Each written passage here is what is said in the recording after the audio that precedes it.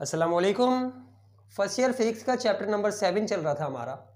और last video के अंदर जो टॉपिक हमने इस चैप्टर की थ्योरी का डिस्कस किया था वो वर्क एनर्जी इक्वेशन के नाम से था। अब थ्योरी का इस चैप्टर की सिर्फ एक टॉपिक जो है वो बाकी है, जिसके बाद हमारी थ्योरी इस चैप्टर की सारी ख़त्म हो जाएगी और फिर जल्दी से हम लोग इस चैप्टर के जितने भी न्यूमेरिकल्स हैं वो कवर करेंगे और फिर आगे के जो 3 चैप्टर्स हमारे फर्स्ट ईयर के रह गए हैं उनकी तरफ बढ़ेंगे। तो ये जो लेक्चर है ये हमारे पास लेक्चर नंबर 5 होगा, chapter number 7 work power and energy की थ्योरी का। अच्छा, ये जो टॉपिक है वो law of conservation of energy के नाम से है और यही वाला टॉपिक हम मैट्रिक क्लास के अंदर भी काफ़ी डिटेल के अंदर डिस्कस करके आ चुके हैं। तो टॉपिक को समझने के लिए या फिर law of conservation of energy को समझने के ऊपर हम लोग इतना ज़्यादा टाइम जो है वो नहीं लगाएंगे, क्योंकि ये सबको आता है, काफ़ी इजी से टॉपिक है। जो चीज़ यहाँ पे समझने की है वो इसका प्रूफ है, जो कि एक डेरिवेशन टाइप की है। मतलब इक्वेशंस से हम लोग ये चीज़ प्रूव करेंगे कि जो एनर्जी होती है वो हमेशा कंजर्व रहती है। और law of conservation of energy असल में है क्या, यहाँ से सबसे पहले तो हम लोग इसको देख लेते हैं। अच्छा, इसकी स्टेटमेंट कुछ इस तरह से है कि total energy of a body, किसी भी बॉडी की जो टोटल एनर्जी होती है वो रिमेन्स कांस्टेंट। बस ये चीज़ जो है वो आप लोगों ने जहन में रखनी है कि law of conservation of energy का मतलब क्या होता है कि किसी भी बॉडी की जो टोटल एनर्जी होती है वो हमेशा कांस्टेंट रहती है ड्यूरिंग एनी प्रोसेस। किसी भी प्रोसेस से कोई बॉडी गुजर रही है, हमेशा जब भी आप उसकी एनर्जी को टोटल करेंगे वो क्या रहेगी, कांस्टेंट रहेगी, यानी कि सेम रहेगी। और कंजर्वेशन का मतलब भी यही होता है कि महफूज रहना। तो law of conservation of energy का मतलब क्या कि एनर्जी जो है वो हमारे पास हमेशा महफूज रहती है या फिर दूसरे लफ्ज़ों में कांस्टेंट रहती है। और इसकी शायद एक और आपको काफ़ी सारी जो है वो डेफिनेशंस मिल सकती हैं नोट्स के अंदर आपके। काफ़ी सारी जगहों पे इस तरह से भी डिफ़ाइन किया हुआ है कि energy can neither be created nor be destroyed but it may change from one form to another. ठीक है, और इसका मतलब क्या है कि एनर्जी को कोई भी पैदा नहीं कर सकता, ना ही इसको कोई डिस्ट्रॉय कर सकता है। असल में हम लोग क्या करते हैं कि एनर्जी को एक फॉर्म से दूसरी फॉर्म के अंदर चेंज कर रहे होते हैं। और इसकी काफ़ी सारी एग्जांपल्स हम लोगों ने मैट्रिक क्लास के अंदर जो है वो ली थी। और वहाँ पे एक सवाल किया गया था आपसे कि बताओ जो इलेक्ट्रिसिटी है वो कैसे पैदा होती है। मतलब इस तरह का कुछ सवाल था कि एनर्जी को जो है या फिर ये जो इलेक्ट्रिसिटी हमारे पास होती है ये कौन पैदा करता है या फिर ये पैदा की जा सकती है। तो वहाँ पे हम लोगों ने फिर ये देखा था कि कभी भी एनर्जी जो पैदा नहीं की जा सकती। असल में हम लोग क्या कर रहे होते हैं कि दूसरी फॉर्म्स ऑफ एनर्जीज को यूज़ करते हुए उसको दूसरी फॉर्म, मतलब एक फॉर्म ऑफ एनर्जी को यूज़ करते हुए दूसरी फॉर्म ऑफ एनर्जी के अंदर कन्वर्ट कर रहे होते हैं। और एग्जांपल्स में हम लोगों ने क्या डिस्कस किया था कि जो डैम्स या फिर जो इलेक्ट्रिसिटी बन रही होती है डैम्स के थ्रू, उसके अंदर क्या हो रहा होता है कि जो हमारे पास पानी है बहता हुआ, उससे हम लोग टरबाइन घुमाते हैं, उसको गिरा के टरबाइन के ऊपर इस तरह से जो भी हमारे पास डैम होता है यहाँ पे जो हम लोग टरबाइन वगैरह लगा देते हैं और यहाँ से पानी जो है इसके ऊपर आके गिरता है तो ये घूमती है। और जब ये घूमती है तो मैकेनिकल एनर्जी पैदा होती है और इस मैकेनिकल एनर्जी को फिर हम लोग जो है वो जनरेटर वगैरह लगा के आगे इलेक्ट्रिसिटी के अंदर कन्वर्ट कर रहे होते हैं।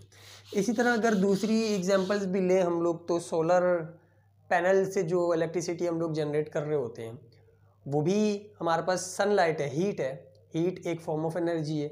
उसी हीट को यूज़ करते हुए हम लोग क्या कर रहे होते हैं कि इलेक्ट्रिसिटी उसको दूसरी फॉर्म ऑफ एनर्जी के अंदर ट्रांसफ़र कर रहे होते हैं या फिर एक फॉर्म ऑफ एनर्जी से दूसरी फॉर्म ऑफ एनर्जी के अंदर कन्वर्ट कर रहे होते हैं। जो जनरेटर होते हैं हमारे घर पे उसमें भी अगर हम लोग देखें तो फ्यूल का यूज़ करते हुए हम लोग उसको एक फॉर्म से दूसरी, मतलब फ्यूल के अंदर जो एनर्जी होती है उसको यूज़ करते हुए हम लोग इलेक्ट्रिसिटी के अंदर कन्वर्ट करते हैं। और इलेक्ट्रिसिटी के अंदर जब वो कन्वर्ट होता है तो फिर ये जो इलेक्ट्रिसिटी है ये दूसरी फॉर्म ऑफ एनर्जीज़ के अंदर जो है वो आगे हमें एनर्जी को जो है वो कन्वर्ट करके दे रहा होता है। जैसे अगर आपने आगे इस्त्री लगा ली तो वो दोबारा हीट के अंदर जो है कन्वर्ट हो जाएगी। बल्ब जला लिया तो आपके पास जो लाइट है, लाइट एनर्जी आपको मिलेगी। इसी तरह अगर आप स्पीकर चला रहे हो तो आपको साउंड एनर्जी मिलेगी।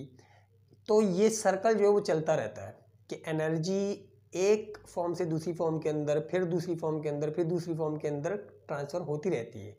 लेकिन अगर आप इस पूरे यूनिवर्स की एनर्जी को भी टोटल करेंगे ना, तो आपके पास कांस्टेंट वैल्यू आएगी जो इस यूनिवर्स की स्टार्टिंग में, जब ये यूनिवर्स बन रहा था उस वक्त जितनी इसकी एनर्जी थी, सेम अभी भी इसकी उतनी ही एनर्जी होगी। ना तो एनर्जी जो है वो ख़त्म हुई है, ना एनर्जी कोई भी डिस्ट्रॉय कर सकता है।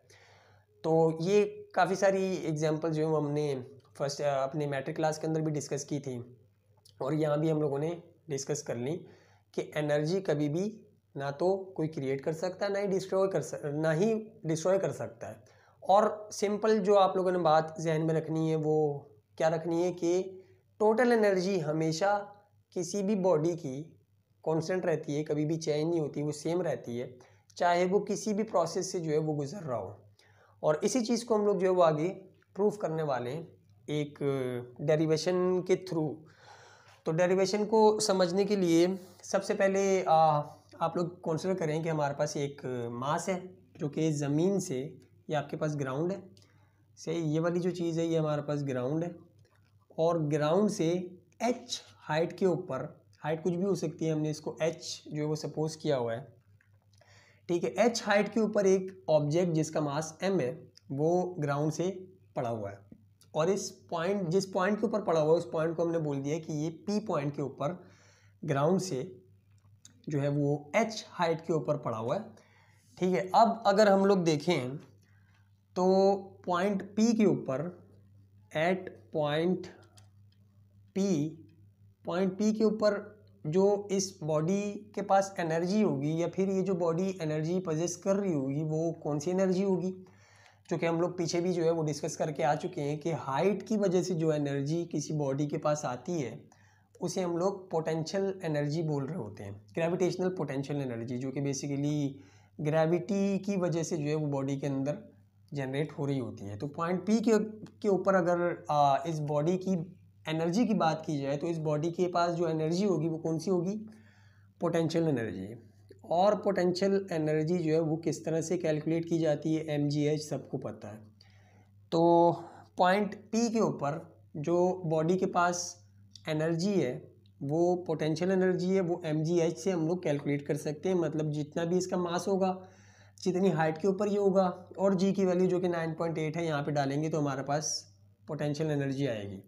अच्छा, अगर काइनेटिक एनर्जी की बात करें तो काइनेटिक एनर्जी इस पॉइंट के ऊपर, चूँकि अभी हम लोग ये सपोज कर रहे हैं कि ये रेस्ट के अंदर पड़ा हुआ है, तो काइनेटिक एनर्जी जो होगी वो इसकी ज़ीरो होगी।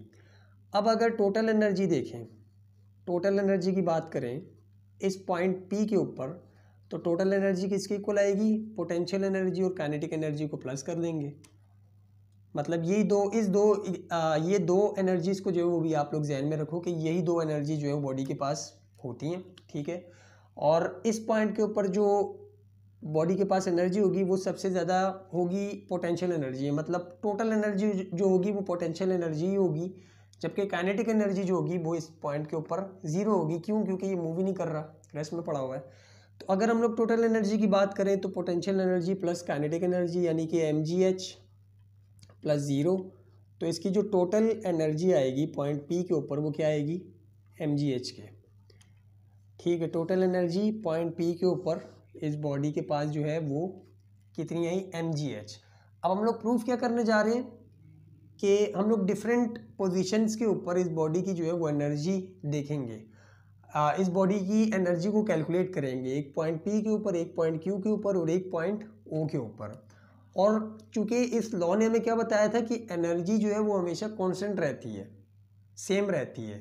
टोटल एनर्जी जो होती है वो हमेशा कांस्टेंट रहती है, सेम रहती है ड्यूरिंग एनी प्रोसेस। तो हम लोग प्रोसेस क्या देख रहे हैं कि बॉडी जो है वो पहले पॉइंट P के ऊपर थी, फिर Q के ऊपर आई, फिर O के ऊपर आई, ठीक है। और इन तीनों पॉइंट्स के ऊपर हमारे पास टोटल एनर्जी की जो वैल्यू है किसके इक्वल आनी चाहिए, mgh के इक्वल आनी चाहिए। अगर mgh के इक्वल नहीं आ रही तो इसका मतलब कि ये जो law of conservation of energy है ये फेल हो गया। लेकिन अगर इसके ऊपर भी इसकी जो टोटल एनर्जी अगर हम लोग करके देखें वो भी mgh के इक्वल आ रही हो, और O के ऊपर भी इसकी अगर एनर्जी mgh के इक्वल आ रही है, तो इसका मतलब क्या होगा कि ये वाला जो लॉ है ये बिल्कुल ठीक है, और ये यूनिवर्स मतलब ये वाला जो लॉ है हमारे पास प्रूव हो गया। तो यही चीज़ जो है वो अभी हम लोग आगे करने वाले हैं। तो पॉइंट P के ऊपर हमने देखा कि जो टोटल एनर्जी थी बॉडी की वो किसके इक्वल आई, mgh के इक्वल आई। अब अगर पॉइंट O की बात करें, पहले पॉइंट O की बात कर लेते हैं, फिर पॉइंट Q के ऊपर जाएंगे। तो एक पॉइंट तो हमने डिस्कस कर लिया। अब अगर पॉइंट O के ऊपर देखें, एट पॉइंट O, तो पॉइंट O के ऊपर क्या होगा कि जैसी बॉडी नीचे आना स्टार्ट होगी आहिस्ता आहिस्ता ये काइनेटिक एनर्जी को जो वो गेन करेगी, क्योंकि इसकी जो वेलोसिटी है वो बढ़ती जाएगी। ठीक है, तो पॉइंट O के ऊपर अगर हम लोग देखें, इस वाले पॉइंट के ऊपर जब ये यहाँ से लेकर यहाँ तक पहुँच जाएगी, तो हाइट क्योंकि करीब करीब जो है वो ज़ीरो के इक्वल पहुँच जाएगी, तो यहाँ पे इसकी पोटेंशियल एनर्जी ज़ीरो हो जाएगी। पोटेंशियल एनर्जी ज़ीरो हो जाएगी क्योंकि ये बिल्कुल ग्राउंड के करीब या ग्राउंड के जो है वो पास पास आ गई है। और काइनेटिक एनर्जी की अगर हम लोग बात करें तो काइनेटिक एनर्जी किसके इक्वल होगी। काइनेटिक एनर्जी सबसे पहले अगर हम लोग देखें तो वो निकालते कैसे हम लोग, हाफ का mv² से। ठीक है, तो अगर यहाँ पे हम लोग जो है वो सबसे पहले देखें कि इस पॉइंट के ऊपर बॉडी की वेलोसिटी कितनी थी, इनिशियल वेलोसिटी 0 मीटर पर सेकेंड। ठीक है, इस पॉइंट के ऊपर, क्योंकि पूरी मोशन को हम लोग जो है वो कंसिडर कर रहे हैं ना, तो यहाँ पे जो इसकी हमारे पास वेलोसिटी थी, इनिशियल वेलोसिटी वो 0 थी, और जिस वेलोसिटी से ये इस ग्राउंड को हिट करेगा, पीछे हम लोग जो है वो चैप्टर नंबर 3 के अंदर यही सब चीज़ें करते हुए आ रहे हैं, तो इतनी परेशानी नहीं होगी। तो फाइनल वेलोसिटी जो होगी वो हम लोग यहाँ पे कंसिडर कर रहे हैं कि ये v है। कुछ भी वेलोसिटी हो सकती है, वो डिपेंड करता है कि इसकी हाइट कितनी है। ठीक है, कितनी हाइट से नीचे आया है। अभी चूँकि हमने इसको h कंसिडर किया हुआ है, तो जिस वेलोसिटी के साथ ये ग्राउंड को हिट कर रही है उसको हम लोगों ने यहाँ पे जो है वो अपनी कंसिडरेशन करके बता दिया कि वो कितनी होगी, वो v के बराबर होगी। हाइट हमारे पास क्या है, या फिर डिस्टेंस हमारे पास क्या है, जो इसने कवर किया वहाँ से वहाँ तक h है। ठीक है, और g की जो वैल्यू होती है वो हम लोग जो है वो g ही कंसिडर कर रहे हैं, क्योंकि g जो है वो g होता है। क्योंकि यहाँ पे हम लोगों ने नंबर्स कंसिडर नहीं किए, सिर्फ जो है वो अल्फ़ाबेट्स कंसिडर किए हुए हैं, तो ये वेरिएबल्स कंसिडर किए हुए हैं, तो g जो है वो g के इक्वल है। अच्छा, अभी अगर हम लोग यहाँ पे वैल्यू लगाएं, अपनी थर्ड इक्वेशन ऑफ मोशन लगाएं। ठीक है, तो ये हम लोग काम क्यों कर रहे हैं, v कैलकुलेट करने के लिए, क्योंकि हमें नहीं पता ना कि v जो है वो कितनी वेलोसिटी से जो है वो यहाँ पे इसने आके जो है वो ग्राउंड को हिट करेगी। तो v की वैल्यू निकालें इस वाली इक्वेशन के अंदर डालने के लिए, या फिर टोटल एनर्जी जब हम लोग निकालेंगे तो वहाँ पे जो है वो काम आएगा, वो आगे हम लोग देखते हैं अभी। तो हमें पता है कि 2as जो होता है वो किसके इक्वल होता है, vf² माइनस का vi के स्क्वायर के। ठीक है, यहाँ पे अगर हम लोग अपनी वैल्यूज़ डाल लें, यहाँ इसको ये कर लो कि a जो है यहाँ पे एक्सेलरेशन ड्यू टू ग्रेविटी, या फिर एक्सेलरेशन जो है वो आपके पास क्या है, एक्सेलरेशन ड्यू टू ग्रेविटी, क्योंकि ये फ्री फॉल कर रहा है। तो 2g की जगह पे आ जाएगा h इक्वल्स टू vf का स्क्वायर। ठीक है, vf की जगह पे v आ जाएगा तो v का स्क्वायर, और यहाँ पे vi जो है वो हमारे पास कितना है, 0 है, तो 0 का स्क्वायर। कुछ भी नहीं किया, सिर्फ वैल्यूज़ डाली हैं। 2 की जगह पे a की जगह पे g आ गया क्योंकि फ्री फॉल मोशन हो रही है, vf की जगह पे v आ गया जो हमने यहाँ पे कंसिडर किया था, और हमारे पास vi की जगह पे क्या आ गया, 0। तो अगर इसको तरतीब से करके लिखें तो v² जो है वो आपके पास किसके इक्वल आएगा, 2gh के इक्वल आ जाएगा। दोनों तरफ रूट लें, ठीक है, तो इससे ये रूट कैंसिल हो जाएगा, और v की जो वैल्यू आएगी वो आपके पास किसके इक्वल आएगी, 2gh, या फिर इसको स्क्वायर में ही रहने दो, क्योंकि आगे भी इस वाले फार्मूले के अंदर भी स्क्वायर में यूज़ हो रहा होता है ना, तो इसको हम लोग फार्मूले में ही स्क्वायर में ही रहने देते हैं। ठीक है, यहाँ पे आ जाएगा v² is equals to 2gh, क्योंकि ये माइनस का 0, तो मतलब ये वाली आगे वाली पूरी वैल्यू ख़त्म हो जाएगी, और हमने इसको पलट के लिख दिया यहाँ पे कि v² जो आपके पास किसके इक्वल है, 2gh के इक्वल है। अब अगर यहाँ पे हम लोग देखें टोटल एनर्जी पॉइंट O के ऊपर, ठीक है, टोटल एनर्जी की वैल्यू कितनी होगी, तो टोटल एनर्जी कैसे आएगी, potential energy plus kinetic energy. तो total energy is equals to potential energy तो ज़ीरो है, प्लस काइनेटिक एनर्जी का अभी हमने यहाँ पे फॉर्मूला देखा कि हाफ का mv², ठीक है। v² की हमने वैल्यू निकाल ली जो कि यहाँ पे निकली भी है, इसी को हम लोग यहाँ पे पुट करेंगे अभी। तो टोटल एनर्जी किसके इक्वल आ जाएगी, टोटल एनर्जी ज़ीरो को हटा दो बल्ले, हाफ का यहाँ पे हमारे पास m और v² की जगह पे पूरे का पूरा v² की वैल्यू लिख रहे हैं जो कि 2gh है। तो 2gh, ठीक है, ये 2 नीचे ये 2 ऊपर, दोनों आपस में कैंसिल हो जाएंगे। टोटल एनर्जी जो आपके पास आएगी वो कितनी आएगी, mgh। तो प्रूफ हुआ कि टोटल एनर्जी पॉइंट P के ऊपर जो थी वो हमारे पास mgh थी, पॉइंट O के ऊपर हमने देखी कितनी निकली, mgh ही निकली, ठीक है। अब अगर पॉइंट Q की बात करें, देखो ये दो पॉइंट तो हम लोगों ने जो है वो यहाँ पे डिस्कस कर लिए कि दोनों पॉइंट के ऊपर जो आपके पास एनर्जी की वैल्यू आ रही है, टोटल एनर्जी की, वो कांस्टेंट आ रही है, सेम आ रही है। अब तीसरी के ऊपर भी अगर आ गई तो हम बोलेंगे कि हमारा जो लॉ है वो बिल्कुल सही है या फिर वो प्रूव हो गया है। अभी भी प्रूफ तो हो गया है, ठीक है, लेकिन हम लोग ये वाला पॉइंट भी देख लेते हैं, point Q, at point Q। अब हम लोग काम करेंगे पॉइंट Q के लिए कि पॉइंट Q के ऊपर जो है वो हमारे पास क्या क्या वैल्यूज़ हैं। अच्छा, इसके लिए कुछ कंसिडरेशन हमने क्या की हुई है कि पॉइंट P से लेकर Q तक का जो डिस्टेंस है वो x है, कुछ भी हो सकता है। हमने यहाँ पे अपने से x जो है वो यहाँ पे मेंशन कर दिया कि यहाँ से लेकर यहाँ तक का जो डिस्टेंस है वो x है। अच्छा, अगर यहाँ से लेकर यहाँ तक का डिस्टेंस x है तो ये जो बचा हुआ डिस्टेंस है ये कितना हो जाएगा, हमें इतना पता है, ठीक है। हमें पता है कि यहाँ से लेकर यहाँ तक का जो डिस्टेंस है वो 6 है, और मैं बोल रहा हूँ कि यहाँ से लेकर यहाँ तक का जो डिस्टेंस है वो आपके पास 2 है।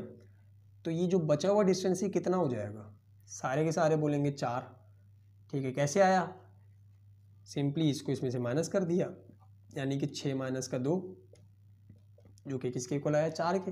तो यहाँ भी वही हुआ हुआ है कि पॉइंट P से लेकर Q तक का डिस्टेंस मैंने बोला कि x है, यहाँ से लेकर यहाँ तक का जो डिस्टेंस है वो h है। तो जो डिस्टेंस बच गया उसको क्या लिख दिया, h माइनस का x, यानी कि ये माइनस का ये, हमारे पास इसकी वैल्यू आ जाएगी, ठीक है। अब इन्हीं चीज़ों को जो है वो हम लोग आगे इस्तेमाल कर रहे होंगे। अब पॉइंट Q के ऊपर जो कि x डिस्टेंस बिलो है पॉइंट P से, अगर हम लोग देखें तो इसकी जो न्यू हाइट आ जाएगी, मतलब अब बॉडी फर्ज करो कि यहाँ से यहाँ पे आ गई, बॉडी आ गई यहाँ पे।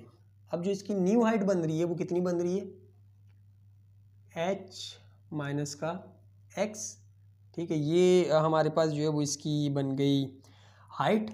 और अगर इस हाइट के ऊपर इसकी हम पोटेंशियल एनर्जी कैलकुलेट करना चाहें, ठीक है, पोटेंशियल एनर्जी अगर इसकी कैलकुलेट करना चाहें तो पोटेंशियल एनर्जी का हमें फार्मूला पता है कि वो किसके इक्वल होता है, mgh के। और अब जो हमारे पास न्यू हाइट है इस बॉडी की वो कितनी है, h माइनस का x। तो हम इस h की जगह पे क्या लिखेंगे अब, h माइनस का x, क्योंकि अब ये बॉडी यहाँ पे नहीं है बल्कि यहाँ पे आ गई है, तो ये वाली हाइट हम लोग इस्तेमाल करेंगे। तो पोटेंशियल एनर्जी जो है वो इक्वल आएगी mg इंटू h माइनस का x, ठीक है। ये हमारे पास हो गई पोटेंशियल एनर्जी की वैल्यू। और इसी तरह अगर हम काइनेटिक एनर्जी की बात करें, ये वाला जो है वो मिटा देते हैं, क्योंकि हमने ये देख लिया है कि पॉइंट P के ऊपर भी और पॉइंट O के ऊपर भी जो वैल्यू आ रही है वो mgh की इक्वल आ रही है। तो पॉइंट Q के ऊपर भी जो वैल्यू है वो आपके पास mgh की ही इक्वल आनी चाहिए। अभी तक हमने जो है वो पोटेंशियल एनर्जी की वैल्यू निकाली जो कि mgh माइनस का x के इक्वल आई है। अब अगर काइनेटिक एनर्जी की बात करें तो काइनेटिक एनर्जी का सबसे पहले यहाँ पे आप फॉर्मूला लिख लो या पहले वैल्यूज़ लिख लो कि हमारे पास जो s है वो किसके इक्वल है, h माइनस का x के इक्वल है। vi क्या होगी इसकी, इनिशियल जो इसकी वेलोसिटी होगी पॉइंट P के ऊपर, ठीक है, वो कितनी होगी, 0। ये वाली मोशन हम लोग कंसिडर कर रहे हैं पॉइंट P से लेकर पॉइंट Q वाली, क्योंकि बॉडी यहाँ से यहाँ पे आई है। ठीक है, VI क्या होगी आपके पास 0, और जो डिस्टेंस हम लोग यहाँ पे लेंगे, डिस्टेंस जो हम लोग यहाँ पे लेंगे वो x वाला लेंगे, ये वाला, क्योंकि इसने ये वाला डिस्टेंस कवर किया है ना। जो डिस्टेंस इसने कवर किया है वो यहाँ से लेकर यहाँ तक वाला कवर किया है, तो हम लोग x लेंगे। ये वाली मोशन को कंसिडर करो। पोटेंशियल एनर्जी निकालने के लिए ये वाली हाइट चाहिए थी, ज़मीन से लेकर उसकी ये वाली कितनी हाइट है। ठीक है, अभी हम लोग क्या चीज़ कैलकुलेट कर रहे हैं या फिर क्या चीज़ कंसिडर कर रहे हैं, उसकी ये वाली मोशन कि यहाँ से लेकर यहाँ तक जो इसने मूव किया है, ठीक है, उसको हम लोग कंसिडर कर रहे हैं। तो कितना डिस्टेंस मूव किया है, x डिस्टेंस। इनिशियल वेलोसिटी जो थी वो आपके पास इसकी कितनी थी, 0। और अगर हम लोग जो है वो a की बात करें तो a किसके इक्वल होता है, a होता है आपके पास g के इक्वल, क्योंकि ये फ्री फॉल मोशन है। और यहाँ पे हम लोग कौन सी वाली इक्वेशन लगाएं, फाइनल वेलोसिटी बोल दो कि वो v के इक्वल है। ठीक है, फाइनल वेलोसिटी जो है वो आपके पास v के इक्वल है। और वही अगर हम लोग 2as is equals to VF square minus का VI स्क्वायर वाला फॉर्मूला लगाएं, तो 2a की जगह पे आपके पास आ जाएगा g, h की जगह पे आपके पास आ जाएगा x, और VF की जगह पे आपके पास आ जाएगा v का स्क्वायर, और माइनस VI की जगह पे आ जाएगा 0 का स्क्वायर। तो 2gx जो है वो आपके पास v स्क्वायर के इक्वल है, या फिर इसको पलट के भी हम लिख सकते हैं। ठीक है, v square is equals to 2gx। ठीक है, और जो काइनेटिक एनर्जी होती है हमारे पास वो किसके इक्वल होती है, चलो रेफरेंस भी दे देते हैं कि काइनेटिक एनर्जी होती है हमारे पास हाफ का mv स्क्वायर के इक्वल। ठीक है, अब अगर हम लोग जो है वो टोटल एनर्जी का डायरेक्ट फार्मूला लगाएं, या फिर इसको पहले यहाँ पे इसके अंदर पुट कर दें, चलो डायरेक्ट फार्मूला लगा देते हैं कि टोटल एनर्जी जो है वो आपके पास potential energy plus kinetic energy की इक्वल होती है। तो इस पॉइंट Q के ऊपर, ठीक है, काइनेटिक एनर्जी और पोटेंशियल एनर्जी दोनों हमें चाहिए। पोटेंशियल एनर्जी तो हमने कैलकुलेट कर ली थी, वो किसकी इक्वल आ रही थी, mg इंटू एच माइनस का x। ठीक है, प्लस काइनेटिक एनर्जी अभी हम लोगों ने जो है वो कैलकुलेट नहीं की, तो ये वाला फॉर्मूला लगा देते हैं हाफ का mv स्क्वायर, क्योंकि इसी की इक्वल होती है। अब जो v स्क्वायर की वैल्यू हमने निकाली है वो यहाँ पे पुट कर देंगे, तो mg इंटू एच माइनस का x प्लस हाफ का m, और v स्क्वायर की जगह पे आपके पास क्या आ जाएगा, v स्क्वायर की जगह पे आपके पास आ जाएगा 2gx। v स्क्वायर की जगह पे इसकी वैल्यू। अब ये mg जो है वो अंदर मल्टीप्लाई हो रहा है, तो mg को अंदर जाके मल्टीप्लाई करवा दो। mg h के साथ मल्टीप्लाई होगा तो mg h, minus mg x के साथ मल्टीप्लाई होगा तो आपके पास क्या आएगा, mg x, और साथ में आपके पास क्या चीज़ चल रही है, हाफ का m इंटू 2, या फिर इसको काट दो ना 2 को, अभी से नेक्स्ट स्टेप में छोड़ो, यहीं पे काट दो कि ये 2 नीचे है, ये 2 ऊपर है, तो 2 से 2 कट गया, और पीछे क्या बचा, mg x, और फाइनल जो शो डाउन है हम लोग यहाँ पे करते हैं। ठीक है, किस चीज़ की इक्वल आना चाहिए हमारे पास जो वैल्यू है वो किस चीज़ की इक्वल आनी चाहिए, mgh के, तभी ये वाला जो लॉ है हम बोलेंगे कि ये सही है। ठीक है, ये टोटल एनर्जी चल रही है, ये टोटल एनर्जी चल रही है, प्लस का mgx और माइनस का mgx आपस में कैंसिल आउट हो जाएंगे। ठीक है, और जो टोटल एनर्जी आएगी हमारे पास इस बॉडी की पॉइंट Q के ऊपर, वो किसके इक्वल आएगी, mgh की इक्वल आएगी। और यहाँ पे ये चीज़ प्रूव हो गई कि पॉइंट P के ऊपर जो इसकी वैल्यू थी वो भी mgh की थी, टोटल जो इसकी एनर्जी हम लोगों ने निकाली थी। पॉइंट O के ऊपर जो इसकी हमने टोटल एनर्जी की वैल्यू निकाली वो भी mgh के इक्वल थी, और पॉइंट Q के ऊपर भी हमने करके देख लिया और इसकी वैल्यू निकाली, तो वो किसके इक्वल आई, mgh की इक्वल आई। तो शुरू में जो हम लोगों ने लॉ पढ़ा था कि टोटल एनर्जी जो होती है किसी बॉडी की, ठीक है, ड्यूरिंग एनी प्रोसेस, किसी भी प्रोसेस से वो गुजरे, वो क्या रहती है, कांस्टेंट। और यहाँ पे अगर हम लोग देखें तो जो इसकी टोटल एनर्जी थी वो कांस्टेंट थी। तो इसका नतीजा क्या निकला, या फिर आप कैसे बता सकते हो कि it is clear from the equation number 1, equation number 2, equation number 3, वो कुछ भी आपके नोट्स के अंदर जो भी लिखा हुआ हो, इसको इक्वेशन नंबर 1 बोला है, इसको इक्वेशन नंबर 2 बोला है, इसको इक्वेशन नंबर 3 बोला है, और आप अपनी वर्डिंग में कुछ भी बड़ा सा करके लिख सकते हो कि it is clear from equation number 1, equation number 2, equation number 3 that the total energy of the body remains constant. इस पूरे प्रोसेस के दौरान जो हमारे पास टोटल एनर्जी रही बॉडी की वो कांस्टेंट रही। तो ये वाला जो लॉ है, law of conservation of energy, क्या हुआ कि ये प्रूव हो गया। तो ये था हमारे पास law of conservation of energy और इसकी डेरिवेशन, इसका प्रूफ। अब इसी के साथ हमारी जो थ्योरी है इस चैप्टर नंबर 7 की, वो पूरी की पूरी ख़त्म हो चुकी है। इसके न्यूमेरिकल्स की तरफ हम लोग बढ़ेंगे नेक्स्ट वीडियो से, और कोशिश करेंगे कि जल्दी जल्दी अब जितने भी चैप्टर रह गए हैं उन तमाम को हम लोग ख़त्म कर लें।